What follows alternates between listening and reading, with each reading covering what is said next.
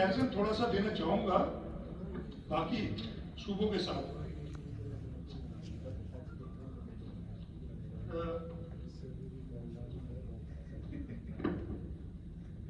तीन major components होते हैं बताए थे, करंट रेवेन्यू एक्सपेंडिचर है, करंट कैपिटल एक्सपेंडिचर और डेवलपमेंट एक्सपेंडिचर।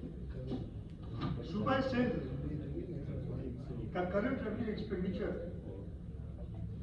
में इंक्रीज हुई है 7.4%।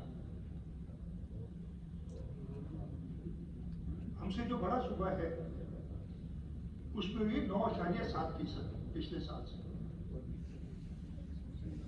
हमारा एक सूबा है जहां पे पिछले 15 साल से एक ही की हुकूमत है, तीसरी टर्म में पता नहीं चौथी टर्म में जो भी 17.3%। हम 7.4% और 17.3% करंट रेवेन्यू एक्सपेंडिचर बढ़ा है। और बलूचिस्तान में, अच्छा बलूचिस्तान का एक्चुअली हमें 58 बिलियन इन्होंने वापस माइनस नहीं किया, वो भी तकरीबन 17% की करीब। आपकी सूबा सिंध में, और मैं उसकी बताऊंगा आपको। अच्छा, करंट कैपिटल एक्सपेंडिचर हमने उसी लेवल पे रखा है जो पिछले साल था, और उसमें उसकी वजह है इसलिए कि पब्लिक प्राइवेट इसके अंदर होता है जो हम बीजीएफ वैलिडिटी गैप फंड देते हैं पब्लिक प्राइवेट पार्टनरशिप प्रोजेक्ट्स में। इस साल हमने 101 अरब रुपए उस पर रखा है करेक्टली, लेकिन उसके बावजूद हमने ओवरऑल साइज अपनी 281.7 बिलियन पर रखी है करंट कैपिटल। नंबर से सारे इसमें क्योंकि बढ़ेंगे, आप देख लेंगे। हमसे बड़े सूबे ने 12.1% बढ़ाए। खैबर पख्तूनख्वा ने 10%, 9.9% बढ़ा है, और बलूचिस्तान ने उसको 2.6%, हमने 0 उसी लेवल पे रखा है। एज ए रिजल्ट हमारे डेवलपमेंट का बजट कम हुआ है, सबको पता है, आप सबने देखी, उसमें कुछ बात नहीं मौजूद है।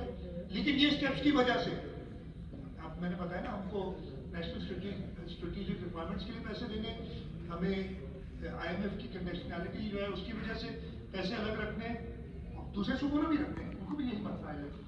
लेकिन हमने अपना रेवेन्यू, करंट रेवेन्यू एक्सपेंडिचर और करंट कैपिटल को कम से कम रख के, और वो भी बताऊंगा कहा क्या है, 29.2% हमारा डेवलपमेंट एक्सपेंडिचर का बजट कम है अगले साल। हमसे बड़े सूबे में 39.4%।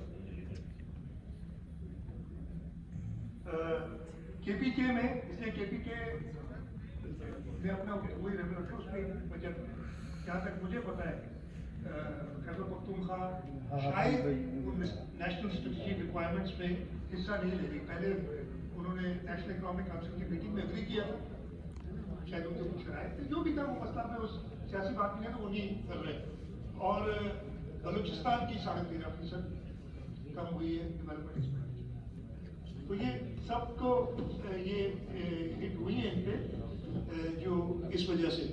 अब जनाब करंट रेवेन्यू एक्सपेंडिचर इसलिए इधर बहुत बातें हुई, पता नहीं फलानी जगह पे पैसे कम कर दिए। मैं आपको एक बात बताऊँ, ये सबको पता है, सिर्फ जो बजटेड जो पेरोल चलता है ना आपका, इसलिए फर्क बता रहा हूँ कि कुछ हमारे जहाँ हम ग्रांट्स देते हैं, फॉर एग्जाम्पल LICVD को, SIUT को बहुत सारी 26.5 अरब रुपए की ग्रांटें, पता नहीं कहाँ से 9.9 कर बता दूंगा आगे। है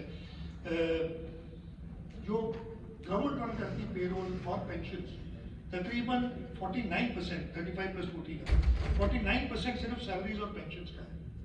हमारा नॉन सैलरी एक्सपेंडिचर जो है वो 24% है सिर्फ। और जो ग्रांट्स हैं, और ग्रांट्स की डिटेल बताऊँ, वो 27% है। और ग्रांट्स कहाँ जाती है इसलिए कि वो जरूरी है बताना, मैं पहले ग्रांट्स पे आ जाऊँ।